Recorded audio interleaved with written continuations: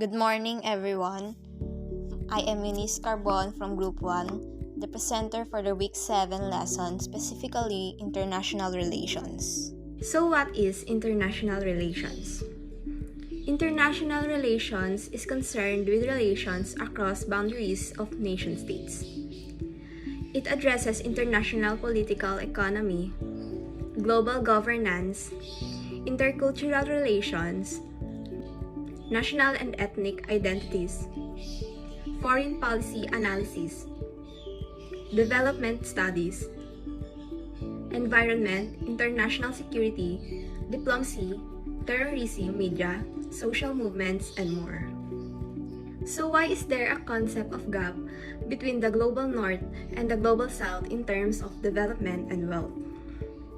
The concept of global north and global south is used to describe a grouping of countries along the lines of socio-economic and political characteristics. Basically, the North-South divide is broadly considered a socio-economic and political divide. The North-South divide, or the rich-poor divide, is the socio-economic and political division that exists in between the wealthy developed countries, known collectively as the North, and the poorer developing countries, or the South. The North mostly covers the West and the First World, along with much of the Second World, while the South largely corresponds with the Third World.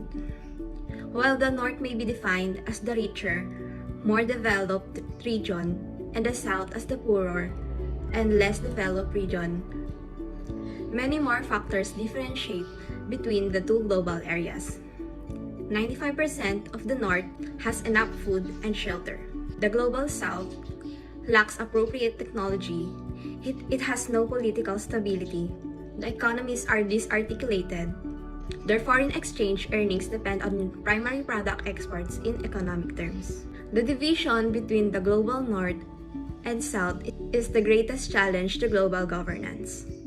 The contrast in economic welfare, political stability, and culture among states creates many dilemmas for the international community. International relation theories can help us understand the way the international system works, as well as how nations engage with each other and view the world.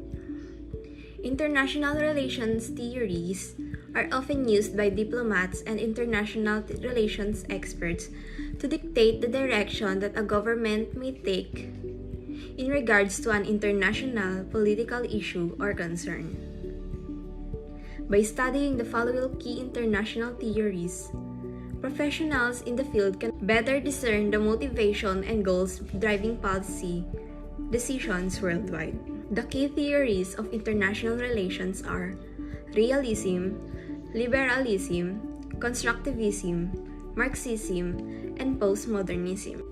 First is realism.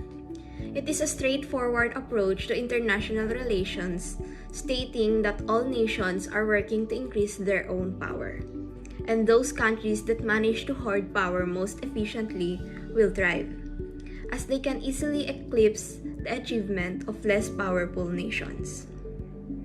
The theory further states that a nation's foremost interest should be self-preservation, and that continually gaining power should always be a social, economic, and political imperative.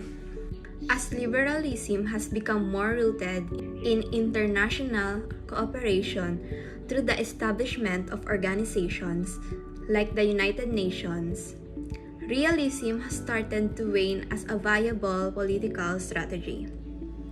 It can be argued that the liberalist tradition perpetuated by the United States has become the dominant system in international relations, with established values and international institutions in place to regulate this order.